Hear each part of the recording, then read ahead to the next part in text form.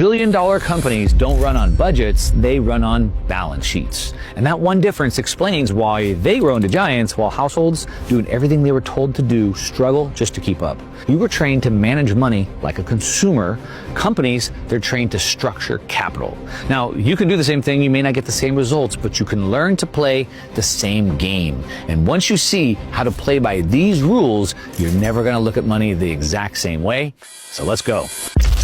We're going to jump right into this one today because I have an exciting lesson for you. It's going to change everything. Teach you how to go from a consumer to a company, run a billion-dollar company, but for yourself. Now, to really illustrate this, before we dig into how you can apply this to your own situation, let's use an example. All right. So this is The Strategy, and it's The Strategy is presented by a company called MicroStrategy, formerly MicroStrategy, and now they've changed the name to Strategy.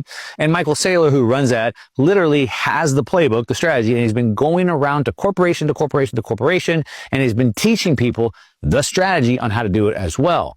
As you guys already know, you've seen my interviews with Michael Saylor. We'll link to some down below. I've got to spend quite a bit of time with him. I've figured out how to take his strategy for corporations and apply it to our own personal situation. But let's just look at how powerful this is first of all. So now Strategy, which is formerly MicroStrategy, their ticker is MSTR.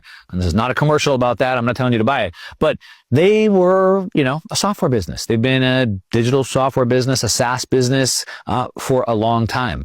The problem is that they weren't really able to compete against the big ones like Microsoft. And so while they were making a good amount of money, in 2020, Michael Saylor was stuck. The revenues were flat, the stock wasn't going up, and he found himself at this crossroads where they're making revenue and it's enough, but he's not able to grow the business. He can't grow the revenue anymore. Maybe like your own personal situation.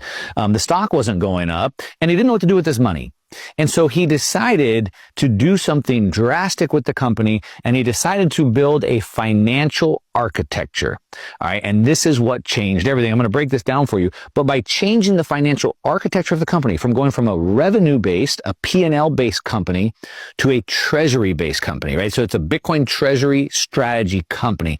Treasury strategy being the key piece. So when he went from that P&L based to a treasury based, everything changed. How big did it change? Well, let's take a look at this. So what we can see, since they did that move in 2020, you can see their performance against a bunch of other assets.